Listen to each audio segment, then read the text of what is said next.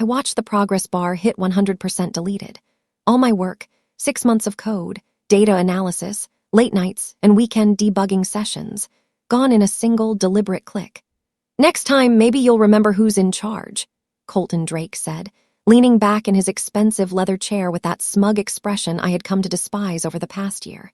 He didn't even flinch as he hovered the cursor over the trash icon, his satisfied smirk reflected in the monitor's blue light. The conference room was silent except for the constant hum of the server racks behind us and the shallow breathing of coworkers who pretended to look at their phones. My stomach twisted into a knot so tight I thought I might be sick right there on the polished floor. "You just deleted the live build," I managed to say, my voice barely above a whisper. He interrupted before I could finish, his voice sharp and cutting. "My build. You work for me, remember? And I really don't like surprises." I stared at the empty folder on his screen, watching my file names disappear one by one. It felt like watching someone deliberately set fire to a year of my life. I walked out of that conference room in a daze, my legs moving on autopilot while my brain struggled to process what had just happened. The office felt different somehow, smaller, colder, more hostile than it had been just an hour earlier. My coworkers whispered as I passed their desks, their voices low and careful. Some looked away quickly when I glanced in their direction. Others offered sympathetic half-smiles that felt more like pity than support. Half of them were relieved it wasn't them sitting in that conference room, watching their work get deleted in front of everyone. I reached my desk and stood there for a moment, staring at my keyboard, my coffee mug, the small, succulent plant I had brought from home. Everything looked the same, but nothing felt right anymore. Then I remembered something that made my hands stop shaking. I opened my bottom drawer quietly and unplugged my personal external drive, the one I had been using to maintain my own encrypted backup system, the one that held every version of every file I had ever worked on. The one Colton didn't know existed. I slipped it into my bag and whispered under my breath, "You just made your biggest mistake." The drive home through evening traffic felt endless. My hands gripped the steering wheel so hard my knuckles turned white, and I kept replaying his words in my mind like a terrible song stuck on repeat. "You work for me." The way he had said it, with such casual cruelty, such obvious pleasure in asserting his power over someone he viewed as beneath him. Every syllable had dripped with condescension, with the satisfaction of someone who enjoyed making others feel small. I thought about all the times over the past year when his behavior had shifted, when encouragement had turned into control, when collaboration had become competition. The traffic light turned red, and I sat there staring at it, my reflection visible in the windshield.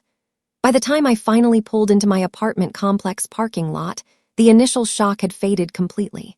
In its place was something colder, sharper, more calculated. I wasn't crying anymore.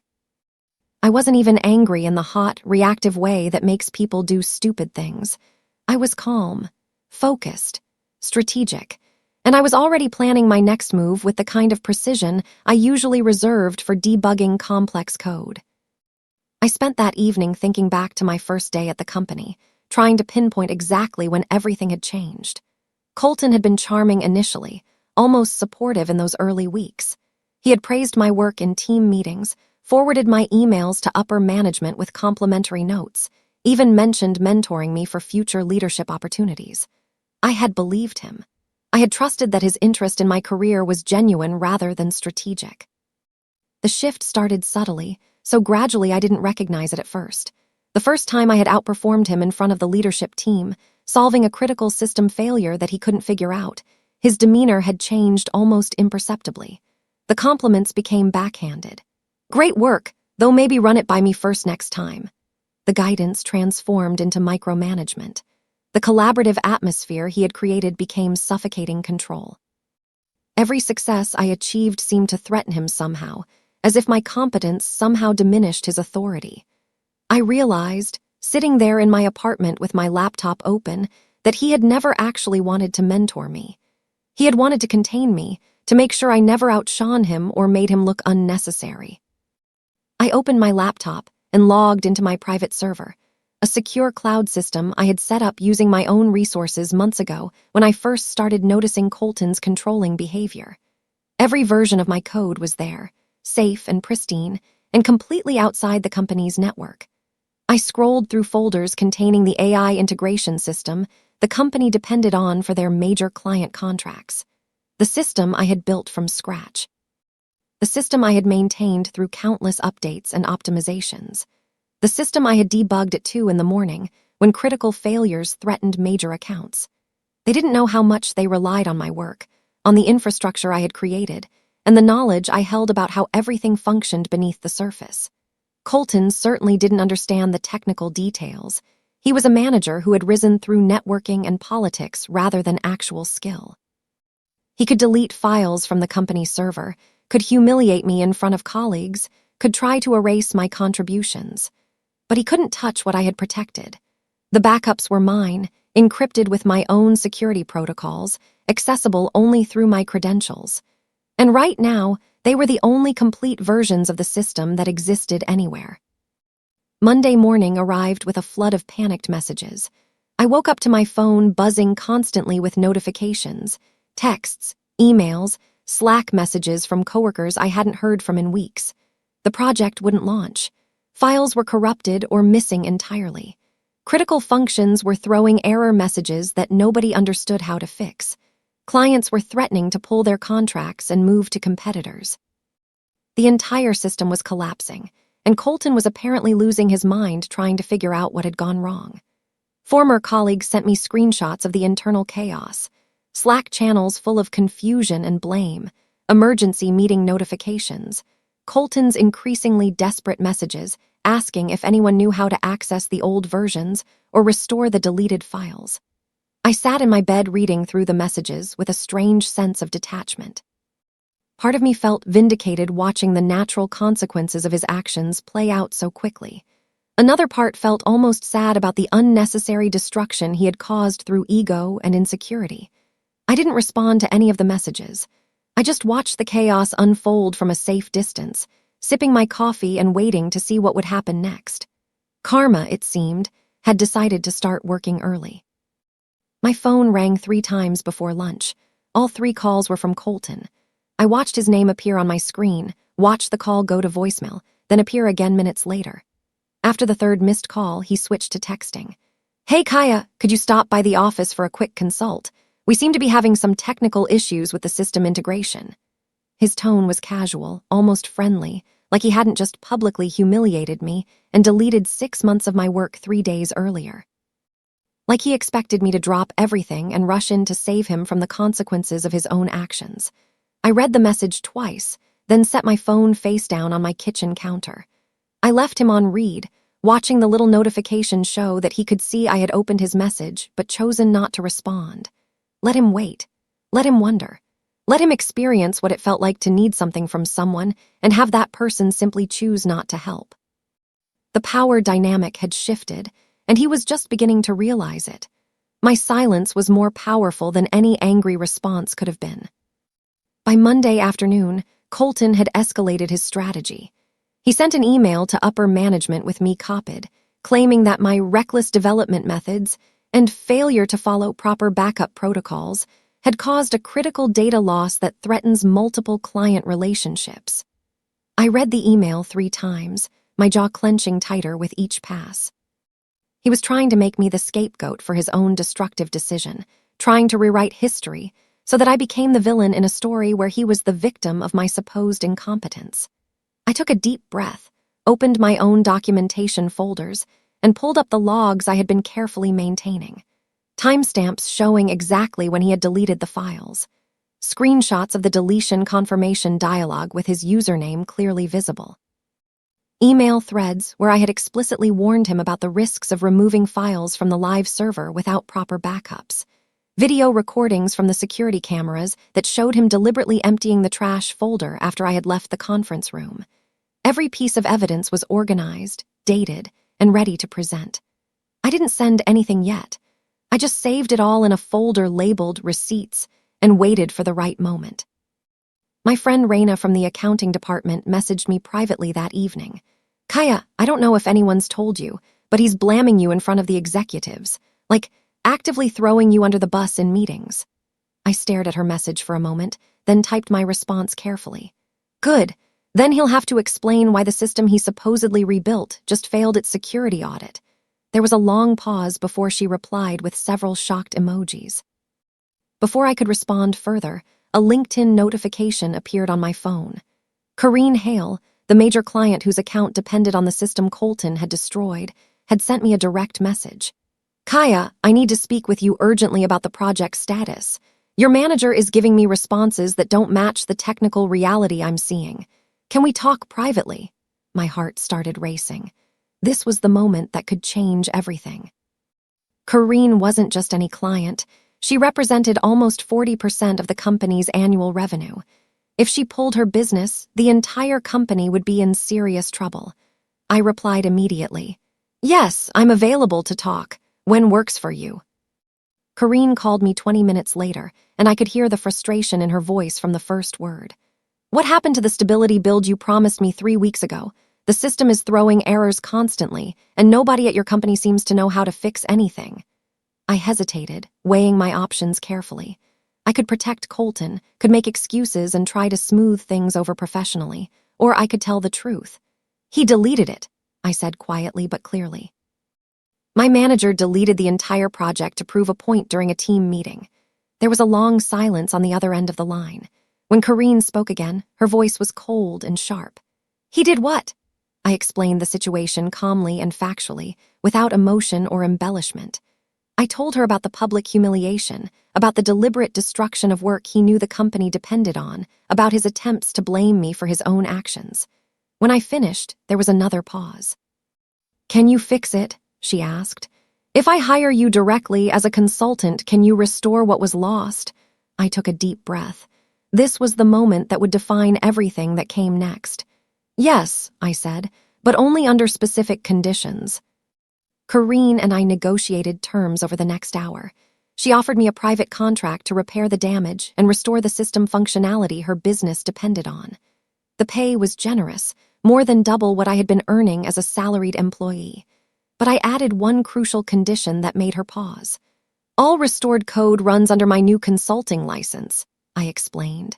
The company can use it, but they can't claim ownership. If they want future updates or modifications, they contract with me directly. Everything is legal, documented, and protected. Corrine was quiet for a moment, then laughed, a short, sharp sound. You're protecting yourself from them doing exactly what they just did to you. Exactly, I confirmed. I won't build something just to have it stolen or destroyed again. She agreed immediately. By the end of our call, I had a signed consulting contract, a substantial upfront payment, and complete control over my own intellectual property. For the first time since that horrible conference room meeting, I felt something other than anger or hurt. I felt powerful, strategic, in control. Colton had tried to destroy my career, but instead, he had pushed me into creating something better, a business structure where my work was protected and valued appropriately. I spent the next 3 nights rebuilding the system, but I wasn't just restoring what had been lost. I was improving it, making it smarter and more secure than the original version. Every new line of code was carefully documented and encrypted with my digital signature. I built in protections that would flag unauthorized access attempts automatically. I created a licensing structure that tracked usage and required authentication through my own servers. If anyone tried to use the system without my explicit approval, it would lock them out and notify me immediately. The code was cleaner, more efficient, and completely traceable back to me. This time, nobody could erase my contributions or pretend they had built what I had created. I worked through the nights with a focus I hadn't felt in months, fueled by determination rather than anger. By the end of the week, I had a fully functional system that was objectively better than what Colton had destroyed. And it was entirely mine, legally protected in ways he couldn't touch or circumvent.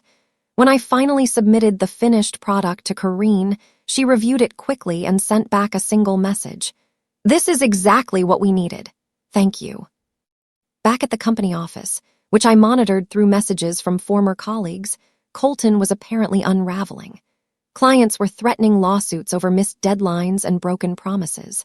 The technical team couldn't figure out how to fix the errors he had created by deleting critical files.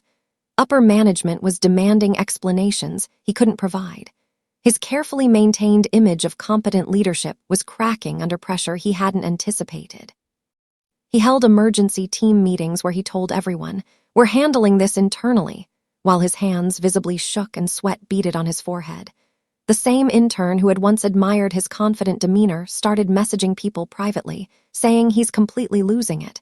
"I've never seen him like this." Raina sent me updates throughout the week. "He looks terrible, like he hasn't slept in days, and he keeps asking everyone if they've heard from you." I read these messages with no satisfaction, no triumph, just a quiet observation of natural consequences playing out exactly as they should. He had made a choice driven by ego and insecurity. Now he was experiencing the results of that choice without anyone to blame but himself. 2 weeks after the deletion incident, Karine arranged a meeting between me and the company's leadership team. She made it clear to them that her continued business depended on my direct involvement in maintaining and updating the system. When I walked into the boardroom, Colton's face went completely pale. He had been mid-sentence, probably spinning some story about the recovery process, when I entered. His mouth literally fell open. "You," he stammered, looking between me and Karine with visible panic. Karine crossed her arms and fixed him with a cold stare. "She's the only person who can fix what you broke, Colton. And frankly, after what I've learned about your decision to delete critical project files, I'm questioning whether you should be managing this relationship at all." The other executives exchanged glances. The CEO, a woman named Patricia, whom I had only met briefly before, gestured to an empty chair. "Please, Kaya, have a seat. We'd like to hear your proposal." I sat down calmly, pulled out a printed copy of my consulting agreement, and slid it across the polished table. The power in that room had completely shifted, and everyone could feel it. I explained my terms clearly and professionally. "I'll restore the system and provide ongoing maintenance, but as an independent contractor. All intellectual property rights remain with me. The company licenses the use of the system under terms we'll negotiate, but I retain ownership and control." Colton sputtered, his face turning red. "We can't just hand over complete control of a critical business system." Karine cut him off sharply. "You already did that when you deleted everything Kaya built. The only reason we still have a functional relationship is because she maintained personal backups that you didn't know about." She turned to Patricia. "Either you accept her terms or I take my business to your competitor. Those are your options." The room fell silent. Patricia looked at the contract, then at me, then at Colton's panicked expression. "How long will it take you to restore full functionality?" she asked me. "It's already done," I replied calmly. "I completed the rebuild last week. I just need signatures to authorize deployment." Patricia picked up a pen. "Where do I sign?" Colton sat frozen in his chair, watching his authority evaporate in real time. Within 20 minutes, I had signed contracts, authorized the system deployment, and become the company's most important contractor. The irony was perfect. I worked on-site for the next week, implementing the restored system and training the technical team on the new security protocols. I was professional, courteous, and helpful to everyone except Colton.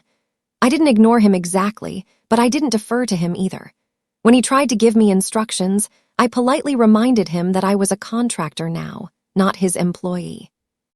When he attempted to schedule meetings to supervise my work, I told him my time was billed hourly, and I would need approval from Patricia before attending non-essential meetings. The shift in our dynamic was visible to everyone, but I didn't fix everything. I restored enough functionality to stabilize the system and satisfy Karine's immediate needs, but I implemented it with security ownership tied to my own cloud authentication keys. The setup was completely legal, fully disclosed in my contract, and practically invisible to anyone who didn't understand the technical architecture. If they wanted updates, modifications, or additional features, they would need to contract with me directly. Colton thanked me when the system went live, his words forced through clenched teeth.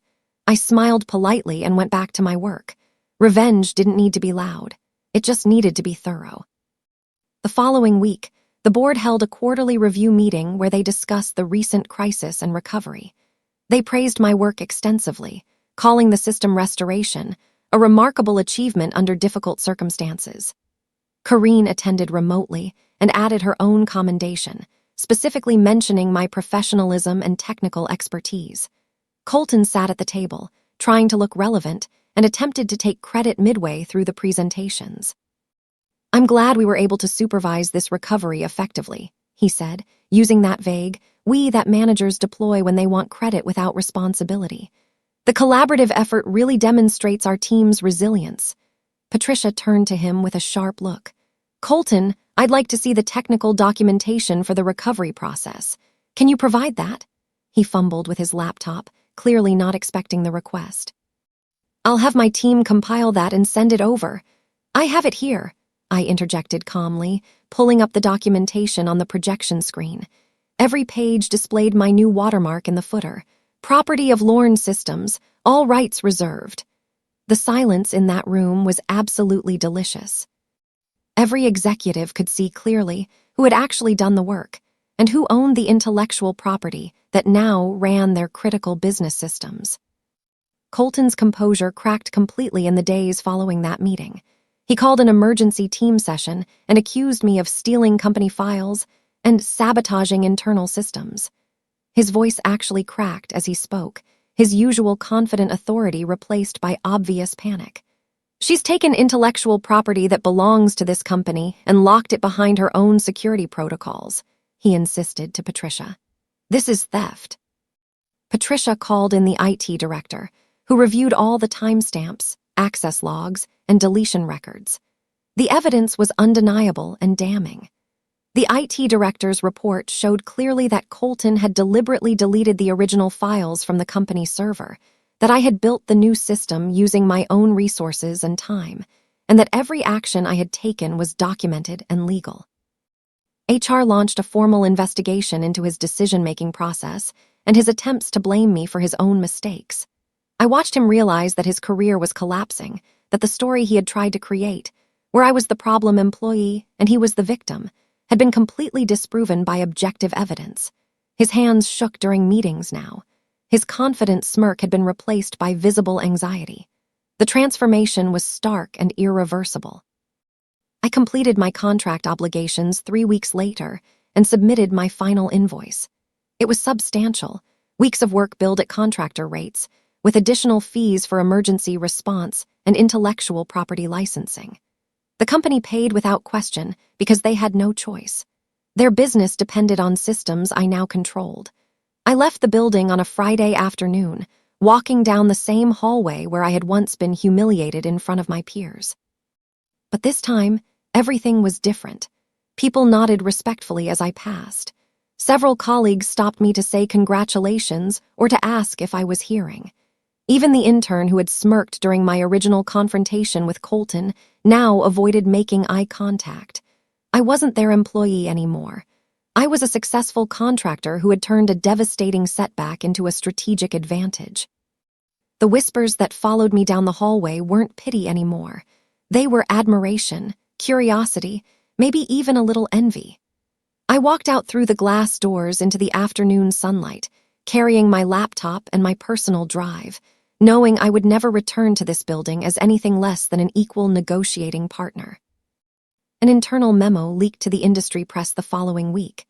Senior manager identified as responsible for critical client loss and data breach. The article didn't name Colton directly, but everyone in our industry circle knew who it referred to. His professional reputation began unraveling publicly, discussed on LinkedIn posts and industry forums. People shared their own stories about working with him, about his management style, about projects that had failed under his oversight. I stayed completely quiet throughout the entire public discussion. I didn't post anything on social media, didn't comment on industry forums, didn't share my own story even when people reached out asking for my perspective. The power of silence, I discovered, was more effective than any public statement could have been. My professionalism spoke louder than complaints or accusations ever could. Potential clients reached out, asking if I was available for consulting work. Other contractors wanted to know how I had structured my agreements. Former colleagues messaged asking for advice about protecting their own intellectual property. My reputation was growing organically, built on demonstrated competence rather than self-promotion or drama. Kareen called me about a month after the system restoration. Kaya, I've been thinking about something. You clearly have exceptional technical skills and business sense. Have you ever considered starting your own firm? Because I've got capital to invest, and I think there's a real market for ethical, client-focused technical consulting. I sat in my apartment, looking at my whiteboards covered with project plans and code diagrams, and exhaled slowly. The idea had been forming in my mind for weeks, but hearing someone else validate it made it feel suddenly real and achievable. "Yeah," I said softly. "I think it's time." We spent the next 2 hours discussing business structures, potential client bases, hearing strategies, and market positioning. Kareen's business experience complemented my technical expertise perfectly. By the end of our call, we had sketched out a basic business plan and timeline. I would launch officially within 3 months, starting with Kareen's account and building from there. The company would prioritize ethical practices, transparent billing, and employee ownership. Everything Colton's management style had lacked would become our foundation. I was going to build something that proved success didn't require ego, exploitation, or control. Just competence, integrity, and genuine respect for the people doing the actual work. Lorne Systems launched 3 months later with clean branding, a clear ethical mission statement, and a website that emphasized transparency and client partnership. I hired slowly and carefully, looking for talented people who had been overlooked or undervalued by traditional tech companies. My first 3 employees were all women who had faced discrimination or dismissal in previous positions. One was a brilliant developer who had been fired for not fitting the culture at a startup. Another was a project manager who had been consistently passed over for promotion despite excellent performance reviews. The third was a security specialist who had been pushed out after reporting ethical violations at her former company. We worked from a small shared office space initially, but the atmosphere was completely different from any corporate environment I had experienced. People collaborated instead of competing. Ideas were evaluated based on merit rather than who proposed them. Success was celebrated collectively rather than claimed individually. And my first major client? Kareen, naturally, the same account that Colton had lost through his own arrogance and poor judgment. The poetic justice of that loop closing felt perfect and earned. 6 months after launching Lorne Systems, I heard through industry contacts that Colton was struggling. He had tried to pitch his leadership experience to new companies and investors, but word had spread about the disaster he had caused. Nobody wanted to take a risk on a manager with a public track record of destroying critical projects and alienating talented employees. He got demoted at our former company first, moved from senior management to a mid-level position with no direct reports. Then, a few months later, he was quietly let go entirely. The termination was buried in a round of organizational restructuring, but everyone knew the real reason. He sent me a LinkedIn message about 3 weeks after his departure. "Hey Kaya, I hope you're doing well. I've been doing some reflecting lately, and I think we both made mistakes during our time working together. Maybe we could talk about potentially partnering on something. I've got some ideas that could benefit from your technical expertise." I read the message twice, noting the careful language that avoided actually apologizing or taking responsibility. The message that positioned his deliberate destruction of my work as mistakes we both made. The audacity of suggesting I would want to work with him after everything he had done. I didn't reply. I just archived the message and went back to work. Several months later, I walked past my old office building on the way to a client meeting downtown. The company was still operating, but it had changed significantly. New leadership had restructured the entire technical division. Several of my former colleagues had left to start their own ventures or join competitors. The building looked smaller somehow, less impressive than it had seemed when I first interviewed there years ago. I caught my reflection in the glass doors, a woman in professional attire, carrying a laptop, walking with confidence born from having rebuilt herself from complete devastation. I wasn't the same person who had watched her work get deleted in that conference room. That experience had broken something in me, yes, but it had also forced me to recognize my own value, to protect my own interests, to build something that truly belonged to me. The humiliation had been terrible, but the transformation it catalyzed had been necessary. I smiled at my reflection, a calm and genuine smile, and continued walking. I had no desire to go back inside that building, no need for closure or confrontation. That chapter was finished. I was building something new now, something better, something that reflected my actual values rather than someone else's ego and insecurity. My office was quiet late one evening when I received an unexpected email. The subject line read employment inquiry, and when I opened it, I recognized the name immediately, the intern who had smirked during my confrontation with Colton, who had witnessed my humiliation and done nothing. "Hi, Kaya. I heard you're hearing for technical positions at Lorne Systems. I've grown a lot since we last worked together, and I think I could bring valuable skills to your team. Would you be open to discussing potential opportunities?" I stared at the email for a long time, remembering that conference room, the silence of people who had watched injustice happen and chosen not to speak. I thought about second chances and growth, about the kind of culture I wanted to build, about the values I wanted my company to represent. Finally, I typed my response. "Thank you for reaching out and for your interest in Lorne Systems. We value integrity, courage, and standing up for what's right, even when it's uncomfortable. I wish you the best of luck in your job search." I hit send, closed my laptop, and whispered the words that had become my personal motto, my reminder of how everything had changed. "Next time, remember who controls the backups." The cursor on my screen blinked steadily, waiting for whatever I would build next.